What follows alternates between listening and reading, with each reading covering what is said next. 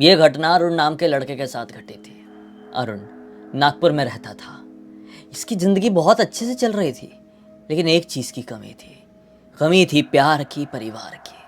सही सुना आप लोगों ने, ना ही प्यार था इसकी लाइफ में और ना ही परिवार। इसके माता पिता की मृत्यु जब ये कम उम्र का था काफ़ी तभी हो गई थी। इसके मामा जी ने इसको पाले थे। फिर मामा जी की भी मृत्यु हो गई थी जब 19 साल का हुआ तो। मामी जी सब छोड़ छाड़ के अपने मायके में चली गई थी। इन शॉर्ट इसके सर के ऊपर जब तक ये 19-20 साल का हुआ किसी का भी हाथ नहीं था। लेकिन एक चीज़ बहुत अच्छी हुई थी कि मृत्यु से पहले मामा जी ने इसके कॉलेज में एडमिशन करवा दिए थे। इसी वजह से उसने अपनी पढ़ाई कंप्लीट कर लिया था और नागपुर के बाद वो पुणे में सेटल्ड हो गया था। पुणे में सेटल्ड होके एक अच्छी खासी कंपनी में जॉब करने लगा था। एक कमरा रेंट पर लेके रखा था। एक सोसाइटी, एक बिल्डिंग का कमरा था। आस पड़ोस के लोगों से ज़्यादा मिलनसार नहीं था, लेकिन उसके फ्लैट के बिल्कुल अपोजिट में एक बुढ़े अंकल जी का फ्लैट था। वो भी अकेले रहा करते थे। उनकी भी उम्र यही कोई रही होगी, समझ लो 70-75 साल के आसपास। एक वो होता है ना, तुम भी अकेले हम भी अकेले, बातचीत कर लेते मज़ा आ रहा है, वैसी वाली सिचुएशन दोनों की थी। तो कभी बाहर ऐसे सोसाइटी के नीचे मिल गए, हेलो अंकल कैसे हो, हेलो बेटा कैसे हो, इतनी वाली बातचीत थी। कभी कभी अंकल जी बातचीत में से थोड़ा आगे निकल जाया करते थे। बातों बातों में इससे कह देते थे कि बेटा जल्दी शादी कर लो, उम्र निकली जा रही है अब तुम्हारी भी, शादी करके पत्नी घर पर ले आओगे तो लाइफ अच्छी चलेगी। कब तक अपने हाथों का बना हुआ रूखा सूखा खाना खाते रहोगे? कोई पत्नी आएगी तो प्यार से उठाएगी, चाय पानी नाश्ता खाना सब करा के तुमको ऑफिस भेजा करेगी। और अगर नौकरी चाकरी वाली भी मिल गई तो क्या प्रॉब्लम है यार, अच्छा है, तुम भी जाना वो भी जाएगी, फिर घर पे लौट के मस्त टाइम पास करना, बातें करना। अकेले अकेले अच्छा नहीं लगता है, हमसे पूछो ना, एक टाइम पर बहुत ज़रूरत पड़ती है किसी न किसी की। जब से अंकल जी ने उसको ये बार बार टोकना शुरू किए थे ना, तो ये भी सोचने लगा था कि हाँ यार, ज़िंदगी में अकेलापन भी बहुत चुभता है। अंकल जी तो 70-75 साल के हैं, अभी ऐसी बातें कर रहे, साला मुझे ही चुभता है अभी भी। अभी तो मैं ढंग से 30 साल का भी नहीं हुआ हूँ। ऐसा लगता है कि ज़िंदगी में बहुत कमी है। ढूंढता हूँ। उसके ऑफिस में एक लड़की थी, बहुत ही खूबसूरत सी, बहुत ही प्यारी सी। उससे ये बहुत मतलब इंटरेक्शन करने की कोशिश करता था, लेकिन हिम्मत नहीं हो पाती थी। एक दिन मौका पाके, न्यू ईयर की पार्टी थी ऑफिस में, वो अपनी उस लड़की को प्रपोज़ कर देता है। प्रपोज़ करते से ही वो लड़की ये सारी बातें अपने बॉयफ्रेंड को बता देती है। उसका बॉयफ्रेंड भी उसी ऑफिस में था, किसी दूसरे उस पे डिपार्टमेंट में था। उसे जब पता चलता है कि मेरी गर्लफ्रेंड को प्रपोज़ किया एक लड़के ने, वो अपने अरुण के पास आता है और भरी ऑफिस में सभी के सामने उसको 2 चमाटे बहुत बुरी तरीके से जड़ देता है। वो ज़्यादा किसी से डरता नहीं था क्योंकि वो थोड़ी सी ऊंची वाली पोस्ट में था। उसको बहुत ही ज़्यादा बेइज्जती फील होती है। अरुण सभी के सामने ऑफिस में रोता है और रोते रोते घर चले जाता है। आने वाले लगभग 1 हफ्तों तक वो अपने ऑफिस नहीं जाता है, क्योंकि ये बहुत बड़ी बेइज्जती थी। अरुण को बेचारे को नहीं मालूम था कि जिस लड़की को वो प्रपोज कर रहा है वो ऑलरेडी बॉयफ्रेंड रखी हुई है अपना। उसको पता रहता तो वो प्रपोज कभी नहीं किया रहता, क्योंकि वो लाइफ में, देखो कोई भी लड़का ऐसा फिर लाइफ में हो ही नहीं सकता, कोई गलत हो ही नहीं सकता। पता है, अगर किसी के सर पे माँ बाप का हाथ नहीं है, कोई बड़ा नहीं है, उसका कोई गार्जियन नहीं है, और वो अपने अकेले के दम पे अपना पढ़ा लिखा है, फिर अपने अकेले के दम पे वो नौकरी कर रहा है, किसी शहर में रह रहा है, वो इंसान गलत नहीं हो सकता। मतलब बहुत rarest of the rare case में ऐसे किस्से सामने आते होंगे कि ऐसे इंसान भी गलत निकलते हैं। नहीं तो ऐसे इंसान ना बहुत ही मैच्योर्ड हो जाते हैं, बहुत ही सॉफ्ट हार्टेड रहते हैं, कमज़ोर दिल के भी हो जाते हैं, बहुत ही मासूमियत उनके अंदर होती है। और इसके अंदर वही वाली मासूमियत थी बेचारे के अंदर। जब इतनी बड़ी बेइज्जती हुई थी ना, तो ये समझ नहीं पा रहा था कि मैं किसी से कैसे आंखें मिलाऊं।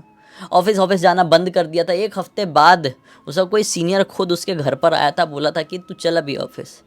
वो ऑफिस जाता है और लिटरली किसी के सामने नज़रें उठाकर वो देख भी नहीं पाता था। उससे बात करने की लोग कोशिश करते थे, वो किसी से भी कोई रिस्पॉन्स से ढंग से जवाब ही नहीं देता था, बस हूँ हाँ। और कोई लड़की उसके पास बात करने आ जाए ना, तो घबरा कर रोने जैसा हो जाता था और वहाँ से भाग जाता था। मतलब वो बेइज्जती उसके सर पर चढ़ गई थी, और उस मतलब बुरी सिचुएशन से मैं बाहर कैसे निकलूँ उसको समझ में नहीं आ रहा था। अब सभी लोग ऑफिस के ये समझ गए थे कि ये एकदम एक अलग ही लेवल के ट्रॉमा में चले गए और ये अब ऐसे ही रहेगा। तो ऑफिस के लोगों ने भी इससे बातचीत करना लगभग बंदी कर दिए थे। सीनियर लोगों को कुछ काम देना होता था तो इसके पास आ जाते थे, फाइल पकड़ा दिए, बता दिए, इसके जवाब का भी वेट नहीं करते थे, चले जाते थे। वो काम वाम तो सब कर ही देता था अपना। एक दिन की बात है, ऐसा ही परेशान, हताश और अपनी ज़िंदगी में पूरी तरह से बदल चुका अरुण अपने ऑफिस जाने के लिए अपनी बिल्डिंग के बिल्कुल थोड़ी आगे ही वाले बस स्टॉप में एक बस का इंतज़ार कर रहा था। रोज़ वाली बस इसको आज नहीं मिली थी किसी वजह से, शायद इसकी लेट नींद खुली थी तो वो डेली जिस बस से जाता था ना वाली बस छूट गई थी, तो अभी एक दूसरी बस का इंतज़ार कर रहा था। जनरली जिस बस से ये चढ़ता था उस बस से और भी कुछ लोग चढ़ते थे, लेकिन आज ये जो नेक्स्ट वाली बस पकड़ने के लिए बस स्टॉप में खड़ा हुआ है ना, उस बस स्टॉप में कोई और है ही नहीं, बस भी नहीं आ रही है। इसका दिमाग खराब, सोचता है कि यार बहुत लेट हो गया, ऑटो से ही निकल जाता हूँ। कितने में इसको पीछे से एक लड़की की आवाज़ सुनाई देती है। ये पीछे पलट कर देखता है तो बहुत प्यारी लड़की, लिटरली ऑफिस में जिस लड़की को प्रपोज किया था वो बिल्कुल उसके जैसी ही दिखाई दे रही थी। एकदम डरा, बहुत ज़ोर से डर गया ये, मतलब घबराया हुआ, बोलता है क्या है, बोलो जल्दी, मुझे जाना है, मेरी ऑटो का टाइम हो रहा है। वो बोलती है अरे आप इतना घबरा क्यों रहे हैं, मैं तो सिर्फ आपसे इतना ही जानना चाहती हूँ कि ये बस रोज़ इतना लेट होती है कि आज कुछ स्पेशल है। बोलता है नहीं नहीं मुझे नहीं मालूम, मैं जा रहा हूँ। लड़की कहती है कि अरे अरे रुकिए, अगर आप भी उसी तरफ जा रही जिस तरफ मैं जा रही हूँ तो हम दोनों सेम ऑटो से जाएंगे तो किराया थोड़ा बराबर बराबर का हो जाएगा। ये बोलता है हाँ बात तो सही है, ठीक है। पता नहीं इसके मुंह से आज ठीक है कैसे निकल गया। इसने ओके बोल दिया और इतने में एक ऑटो आ गई। ऑटो को हाथ दिखाया, ऑटो में बैठ के ये दोनों अपनी लोकेशन की तरफ निकल गए। लड़की ने बोली कि आपका ऑफिस कहाँ है, घबराते हुए बोलती है इधर है। तो बोलती है अच्छा मेरा भी तो उसी तरफ है। बस ये पहली इंटरेक्शन थी। इसके बाद से वो जब भी अपने ऑफिस के लिए अपनी बस में चढ़ता अगले दिन से, वो लड़की उसी बस स्टैंड में इसको मिलती और इसके साथ ही बस में चढ़ा करती। जनरली ये होता था कि इसको बैठने की सीट नहीं मिलती थी, ये खड़े खड़े ही जाता था, तो वो लड़की भी खड़ी होती थी ना तो बिल्कुल इसके बाजू में ही खड़ी हो रही है। मतलब ये बहुत ही ज़्यादा फ्रस्ट्रेट हो गया था कि ये लड़की इसके इतना पीछे क्यों पड़ गई है। मतलब समझ में आ रहा था कि वो लड़की इसको आगे से भाव दे रही है। धीरे धीरे करके इसके मन में भी उस लड़की के लिए थोड़ी जगह बन गई। उस लड़की का नाम था रेखा। इसने सोचा कि ठीक है, अगर रेखा मुझे पसंद करती है तो मैं बात आगे बढ़ा सकता हूँ। और किस्मत से ये हुआ कि इसने ये सोचा है, रेखा ने इसको आगे से प्रपोज़ करी। और कोई नॉर्मल प्रपोज़ल नहीं बल्कि ये शादी का प्रपोज़ल था। इसका तो दिमाग काम करना बंद कर दिया। जब से रेखा इसकी ज़िंदगी में आई थी ना, ये काफ़ी ज़्यादा नॉर्मल सा फील कर रहा था। इसके हाव भाव वापस से पहले के जैसे होने लगे थे। ऑफिस के लोगों से भी ये थोड़ा रिस्पॉन्स दे के बात करने लगा था। इतने दिनों से अपने सामने वाले फ्लैट के बुढ़े अंकल से बातचीत बंद कर दिया था, अभी वापस से हेलो हाय शुरू कर दिया था। मतलब ये बैक टू नॉर्मल हो गया। जिस दिन इसको उस रेखा ने प्रपोज़ करी, उसी रात को ये सोचने लगा कि हाँ यार, रेखा जब से मेरी ज़िंदगी में आई है, मुझे समझ में आया कि वो मुझसे प्यार करती है, तब से मैं बहुत ही हल्का और बहुत ही नॉर्मल फील कर रहा हूँ। मतलब ये जानबूझकर नहीं है, बस ये अपने आप है। तो अगर मैं रेखा से शादी कर लेता हूँ, जो कि उसी ने प्रपोज़ करी है, अभी तो मेरा कुछ नहीं, शादी कर लेता हूँ तो मैं तो बढ़िया हो जाऊँगा, मेरी लाइफ सेट हो जाएगी। ऐसा उसने सोचा ही है। और बस रेखा से अगले दिन मिलता है और कह देता है कि हम शादी करेंगे और मैं ज़्यादा वेट नहीं करूँगा, शादी हम अगले रविवार को ही करेंगे। रेखा बहुत खुश हो जाती है। एक कोइंसिडेंस की बात मैंने आपको बताया नहीं, रेखा की ज़िंदगी में भी कोई नहीं था। उसके माता पिताओं की भी मृत्यु हो चुकी थी। उसके जितने भी परिवार वाले थे बाकी के, वो गांव में रहते थे और उनको रेखा से कोई मतलब नहीं था। रेखा एक ऐसे घर में रहती थी, मतलब एक पीजी में रहती थी जहाँ पे 3-4 लड़कियाँ और थी।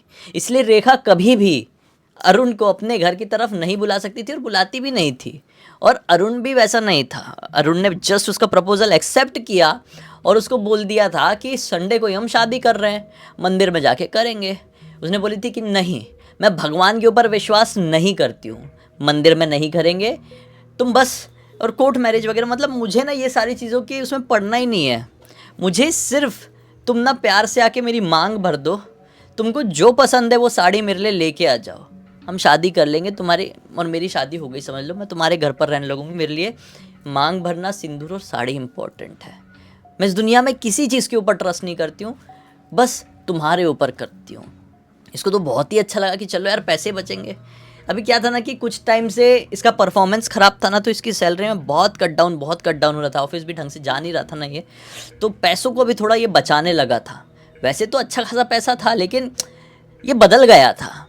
ये मैंने आपको बोला ना, इसको एक ट्रॉमा पड़ा था, और जब इंसान के दिमाग में ट्रॉमा आता है ना, तो उसके बहुत सारे बिहेवियरल चेंज आते हैं। तो इसके ये वाले बिहेवियर में भी चेंज आ गया था। इसके अंदर ना जाने क्यों कंजूसी आ गई थी। ये पैसे वैसे भी नहीं खर्च करता था, मतलब ये एकदम स्प्लिट पर्सनैलिटी वाला हो चुका था, जो कि अब धीरे धीरे नॉर्मल हो रहा था, वो बात अलग है। लेकिन जब इसने ये बात बोली कि हमें ना ही कोई कोर्ट मैरिज करना है और ना ही कोई मंदिर में मैरिज करना है, तुम मेरी बस मांग भर दो, सिंदूर डाल दो, साड़ी दे दो अच्छी वाली, मैं तुम्हारी पत्नी, तो ये बहुत खुश हुआ। और रविवार के दिन उससे वो मिला एक पार्क में, और उसके सामने दिया, उसका मांग भरा, बोला चलो घर, हाथ पकड़ के लेके आ गया घर। आज वो इतना अच्छा फील कर रहा था कि उसे ज़िंदगी में याद ही नहीं कि मैं इतना खुश कब था। उसको थोड़ा सा ऐसा फील हुआ शायद जब मेरे मम्मी पापा थे तब मुझे इतनी खुशी हुई थी, एक दिन कभी तो हुई होगी, और उसके बाद आज हो रही है। इसको बहुत रिलीफ फील हुआ। अभी अपनी पत्नी के साथ रहने लगा, और ऑफिस में ये पहले से भी ज़्यादा खुशमिजाज व्यक्ति बन गया। अब एक दिन इसके एक ऑफिस के ही लड़के ने इससे पूछा कि भाई क्या हो गया, तू आजकल इतना खिला खिला क्यों रहता है। तो इसने बोला, अरे भाई जिसकी पत्नी हो जाती है वो तो खिला खिला ही रहेगा ना, अभी पत्नी के हाथों का खाना खाता हूँ सब। बोलते तूने शादी कर लिया और बताया भी नहीं। बोलता अरे हाँ बस वो अर्जेंट में हो गया, बताऊँगा कभी, आना तू भी घर। ऐसा बोल दिया अपने दोस्त को, आना तू भी घर। और फिर अपने घर जाता है और पत्नी को बताता है, अरे मेरा दोस्त है उदित नाम का, वो अपने घर आने वाला है यार तुमसे मिलने के लिए। तो उसकी पत्नी भड़क जाती है, बोलती है मुझे किसी से नहीं मिलना है, मैं किसी से भी मिलती हूँ तो मुझे बहुत घबराहट होती है। मैंने तुमसे बोली थी ना कि मैं ज़िंदगी में किसी भी चीज़ के ऊपर विश्वास नहीं करती हूँ, नहीं मानती हूँ। मेरे लिए सिर्फ और सिर्फ तुम ही इम्पोर्टेंट हो, तुम्हारा विश्वास इम्पोर्टेंट है। तुम क्या दोस्ती उस्ती पाल रहे हो यार, मना कर देना कल। मैं नहीं जाऊँगी, किसी से भी नहीं मिलूँगी, मैं घर से भी बाहर नहीं निकलूँगी, बस बात ख़त्म। बहुत गंदी लड़ाई कर लेती है। ये बोलता है अच्छा रिलैक्स यार, तुम गुस्सा मत करो, मेरा बीपी बढ़ जाता है, मैं उसको मना कर दूंगा।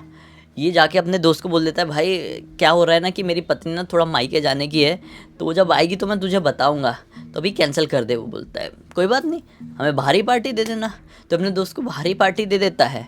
फिर एक दिन घर पर जाता है पार्टी शार्टी करके, पत्नी से कहता है कि तुम भी पार्टी करोगी क्या। पत्नी बोलती है करूँगी लेकिन बाहर नहीं। बोलता है बाहर क्यों नहीं।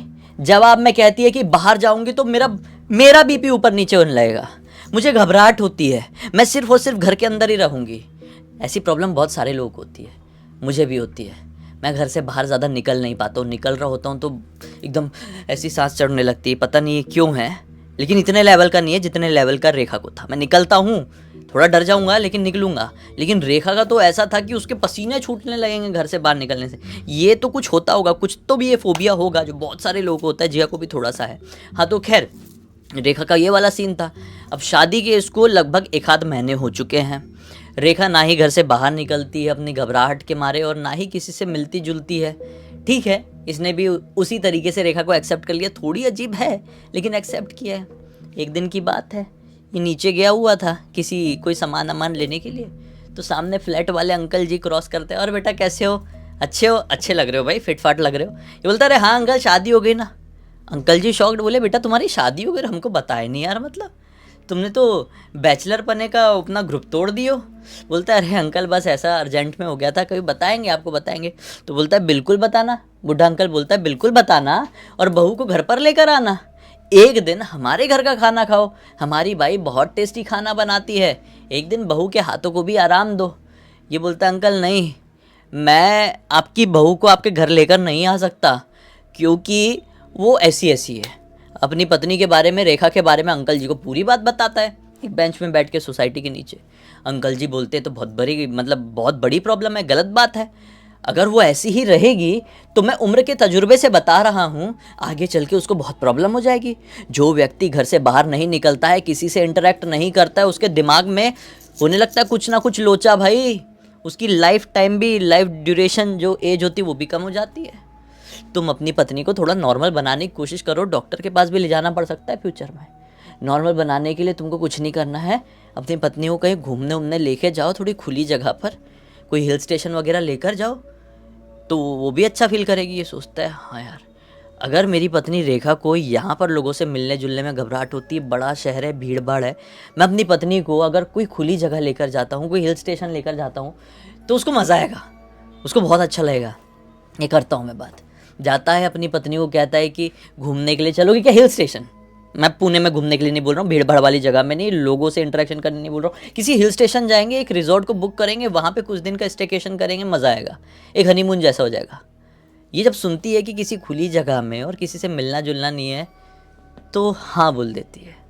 बस ये खुश, तुरंत टिकट्स बुक किया, होटल बुक किया, पे लेटर वाला होटल बुक किया और पहुंच गए अपने डिसाइड की हुई डेट पे अपना मनाली। मनाली पहुंचते हैं, वहाँ पे जो रिज़ॉर्ट इसने बुक किया था, उस रिज़ॉर्ट का एक लफड़ा हो गया कि वो रिज़ॉर्ट जब ये पहुँचे ना तो अवेलेबल नहीं रहा। उसने बोल दिया सर सॉरी, अर्जेंट बुकिंग आ गई थी, बड़ी बुकिंग थी, तो सच बता रहा हूँ हम अवेलेबल नहीं करा पाए, और वैसे भी पे लेटर वाले सिस्टम में एक दिन पहले पे करना पड़ता है, आपने पैसे पे नहीं किए हैं तो हमारी जिम्मेदारी नहीं है, हमने दे दिए, हमारे पास ग्राहक है। तो इसने थोड़ा ग्राहकों से बहस किया, वहाँ से निकला। अब बाहर कोई जैसे रहते हैं ना गाइड वगैरह, गाइड से बात करता है, गाइड बोलता है कि ठीक है भाई, ऐसे तो तुमको कहीं नहीं मिलेगा, चलो मैं तुमको एक रिज़ॉर्ट दिलाता हूँ, बढ़िया वाला रिज़ॉर्ट अपने सिटी सेंटर से थोड़ा आगे की तरफ है, चलेगा क्या। ये बोलता है भाई चलेगा, अरे मेरी हालत नहीं बची है कि मैं अपनी पत्नी को लेके घूमूं इधर उधर, तुम मुझे दिला दो। ये बोलता है ठीक है भाई। गाइड इनको एकदम आउटर इलाके के एक रिज़ॉर्ट में लेकर जाता है, और जब इनका पूरा सब चेक इन वगैरह हो जाता है, तब जाकर गाइड इससे कहता है कि भाई एक बात बता रहा हूँ, ये रिज़ॉर्ट ले तो लिए हो, लेकिन रात होने के बाद, यानी 11 बजे के बाद समझ लो, प्रॉपर आधी रात होने के बाद इस होटल से, इस रिज़ॉर्ट से बाहर मत निकलना, कोई दरवाज़ा खटखटाए तो मत खोलना। ऐसा बोल के गाइड जाने लगा। ये बोलता है अरे भाई क्या हो गया, बताओ तो, पूरी तो बात बताओ। और गाइड ने कोई जवाब नहीं दिया, क्योंकि इसने चेक इन कर लिया था। गाइड की अपनी कमीशन बन गई, जेब में डाला कमीशन और निकल गया गाइड। टूरिस्टिक प्लेस में ऐसा होता है, ठीक है, गाइड के कोई गलत इंटेंशन नहीं थे, इनको भी होटल चाहिए था, गाइड को भी कमीशन चाहिए थी, उसने होटल दिलाया, कमीशन मिल गई, ठीक है, ये सब लोग करते हैं और इसमें कुछ गलत नहीं है। वो गाइड चला गया। ये सोच में पड़ गया कि ऐसा क्यों, चलो कोई नहीं, समाना मन जमाते हैं। अब पत्नी के साथ रूम में बैठ के डिस्कस कर रहा है, भाई हम कहाँ कहाँ घूमने जाएंगे। पत्नी बताती मुझे कुछ नहीं मालूम, मैं ज़्यादा घूमी फिरी नहीं हूँ दुनियादारी में, तुम ही बताओगे, तुम ही ले जाओगे कल, आज कहीं नहीं जा रही मैं। चलो ठीक है भाई। अब ये बोलता है टाइम कितना हो गया, खाना ऑर्डर देखता है 3:17, घड़ी रुकी हुई है। बोलता है घड़ी रुकी हुई है, मोबाइल में देखते हैं, हाँ इतना टाइम हो गया है, खाना वाना, बोले खाना वाना आया है, खाना खाए हैं, और फिर ये सो गए। लगभग रात में 3:17 में किसी के दरवाज़ा खटखटाने की आवाज़ सुनाई देती है। ये उठता है, अरे कौन है। ये दरवाज़ा खोलने के लिए जाने लगता है कि पत्नी रोकती है, अरे रुको, वो उसने मना किया था ना गाइड ने कि दरवाज़ा मत खोलना, रात में, आधी रात में कोई खटखटाए तो, तुम खोलने के लिए क्यों जा रहे हो। ये बोलता है कि अरे यार कुछ नहीं है, फालतू बातें करते हैं ऐसे लोग, बड़े बड़े शहरों में ऐसी अफवाहें फैल जाती है, रुको मैं देखता हूँ कौन है। जाता है और दरवाज़ा खोलता है तो क्या पाता है कि दरवाजे के बिल्कुल बाहर, ये रिज़ॉर्ट है ना एक, इनके रिज़ॉर्ट के बिल्कुल बाहर एक औरत बैठी हुई है, अजीब सा ऐसे कुकुड़ के बैठी हुई है ठंड में, ऐसा ऐसा, मतलब उसको बहुत ठंड लग रही है, उसके मुंह से हवा भी निकल रही है, और एकदम सफ़ेद है, हाँ उसकी आंखें भी एकदम सफ़ेद, ऐसी पिच वाइट जैसी। ये कुछ सेकंड के लिए देख के ऐसा हुआ और इसे कहा कि आप शायद गलत पते पर आ गई है, ये नहीं है आपका कमरा, आप जाइए यहाँ से, दरवाज़ा मत खटखटाइए। ऐसा बोल के दरवाज़ा बंद कर देता है। लौटता है अपने बिस्तर की तरफ, जाता है तो देखता है कि पत्नी एकदम ओढ़ आड़ के सो गई। बोला ठीक है यार, पत्नी को क्यों डिस्टर्ब करना, मैं भी सो जाता हूँ। ये भी सो गया। जब अगले दिन इसकी आंखें खुली तो इसकी पत्नी से कमरे में नहीं थी। बाथरूम में जाके चेक करता है, आवाज़ लगाता है, बाहर निकल के देखता है रेखा आसपास नहीं थी। ये भागते भागते रिसेप्शन में जाता है, बोलता है आपको मेरी पत्नी दिखी क्या, रेखा वो गायब है, रूम में नहीं है, कहाँ चली गई, कुछ बता के गई है क्या। रिसेप्शनिस्ट बोलता है आपकी पत्नी रेखा, आप तो अकेले आए थे ना सर, आपके साथ कौन था, कोई पत्नी नहीं थी। ये बोलता है अरे क्या बात कर रहे हो भाई, पत्नी थी। रिसेप्शनिस्ट बोलता है सर कोई पत्नी नहीं थी, सीसीटीवी कैमरा में दिखा देता हूँ आप। वो सीसीटीवी कैमरा में दिखाता है, ये देखता है तो इसकी फट जाती है। ये अकेला एंटर किया रिसेप्शन में और अकेला सामान लेके अपने रिजॉर्ट की तरफ गया है, कोई पत्नी नहीं थी। उसका दिमाग सुन्न पड़ जाता है, बोलता है इसकी ऐसी की तैसी, ये क्या मामला था, कुछ समझ में नहीं आ रहा है। ये अपना सामान अमान उठाता है और पहुंच जाता है पुणे। घबराया घबराया आया ये, एकदम रोते रोते, रोने जैसा एकदम, अपनी बिल्डिंग में एंटर। अंकल जी ने देख लिया सामने वाले, बोलते बेटा क्या हो गया, रोते रोते कहाँ जा रहे हो, सब ठीक तो है ना। रोते रोते अंकल जी को पूरी बात बता दी। अंकल ऐसा ऐसा हो गया यार, मैं अपनी पत्नी के साथ गया था और सीसीटीवी में देखा साला पत्नी नहीं थी। अंकल दिमाग काम नहीं कर रहा है। अंकल बोलते वहां पे बेटा पुलिस के पास क्यों नहीं गया, तो तू पागल हो गया क्या, तू छोड़ छाड़ के आ गया, अगर तेरी पत्नी वहीं होगी इधर उधर कहीं गई होगी तो तू छोड़ छाड़ के आ गया। मोबाइल वोबाइल नहीं अंकल, मोबाइल तो नहीं है उसके पास, कभी था भी नहीं। अच्छा चल चल पुलिस स्टेशन चल, पुलिस वालों से बात करते हैं। ये जाते हैं पुलिस स्टेशन के बाहर, एक हवलदार साहब मिलते हैं, उनको पूरी बात बताते हैं। हवलदार साहब बोलते हैं कि ठीक है करते, हम कुछ करते हैं। एक बात बताओ, शादी हुई थी अभी अभी, तो फोटो वोटो तो होगी ना शादी की। बोलता है नहीं सर, फोटो शादी की ऐसी कोई स्पेशल शादी नहीं हुई थी, अकेला हूँ, वो भी अकेली है, तो कुछ फोटो तो नहीं। अबे तो इतने दिन से शादी हो गई, आजकल तो सब सेल्फी वेल्फी खींचते हैं ना, तो कोई सेल्फी खींचा क्या। ये बोलता है हाँ, हम लोग जब मनाली पहुँचे ही थे तो मैंने सेल्फी निकाला था, मैं आपको दिखाता हूँ। और जैसे ही मोबाइल अनलॉक करके सेल्फी हवलदार साहब को दिखाता है, हवलदार साहब बोलते क्या बात कर रहा है बे, तू अकेला है इसमें, पत्नी नहीं है तेरी। बोलते सर पत्नी है तो। अंकल जी बोलते दिखाइए जरा मोबाइल। बेटा तू अकेला इसमें, तेरी कोई पत्नी नहीं दिखाई दे रही है। अंकल जी कैसी बात कर रहे हैं, मेरे पीछे तो बैठी हुई मेरी पत्नी। बेटा ध्यान से देख, तू अकेला है, कोई और है ही नहीं फोटो में। इसकी हार्ट बीट इतनी तेज, धक धक धक धक धक धक धक धक, बेहोश हो गया। बताओ अब, जब ये होश में आया तो अंकल जी इसको हॉस्पिटल लेकर आ चुके थे और उठते से ही चिल्ला चिल्ला के रो रहा है, चिल्ला चिल्ला के रो रहा है। डॉक्टर साहब ने इंजेक्शन वगैरह लगाए हैं, इसको थोड़ा नॉर्मल किए हैं और फिर जाकर बताया है कि इसके दिमाग में कोई तो भी केमिकल लोचा हो गया, जिसकी वजह से इसको स्किज़ोफ्रेनिया हुआ है। यानी कि इस बीमारी में कुछ ऐसे लोग भी दिखाई देने लगते हैं जो रियल में एग्जिस्ट नहीं करते हैं। कुछ ऐसी आवाज़ें भी सुनाई देने लगती है जो किसी और को सुनाई नहीं दे सकती है। डॉक्टर के मुताबिक इसको स्किज़ोफ्रेनिया हुआ, लेकिन वहीं पर जो अंकल जी थे वो ये मानते थे कि वो स्किज़ोफ्रेनिया कोई बीमारी नहीं, बल्कि उसके पीछे कोई आत्मा, कोई चुड़ैल, कोई पिशाचनी पड़ गई थी। किसी रीज़न से ही पड़ी होगी, कुछ कर्म चक्र बाकी रहा होगा, वो इसके साथ काटी और चली गई। लेकिन इसके दिमाग में फिर से इतना गहरा असर पड़ा कि अब पता नहीं ये नॉर्मल हो भी पाएगा या नहीं। इस पूरी घटना की कहानी ना, मुझे ये जो अंकल जी है ना, अंकल जी के एक दूर के रिलेटिव के लड़के आदित्य ने इंस्टाग्राम पर लिख कर भेजा। मैंने सोचा आप लोग को सुनाओ, एक बहुत बड़ी सीख और एक मनोरंजन मिलेगा। सीखिए कि ज़िंदगी में अकेले मत रहो, लोगों से मिलो जुलो, बातचीत करो, घर से बाहर निकलो, भले ही थोड़ा सा, लेकिन ज़रूर करो। अकेले रहोगे तो कुछ भी हो सकता है। इसी एक नोट के साथ इस कहानी का अंत कर देते हैं।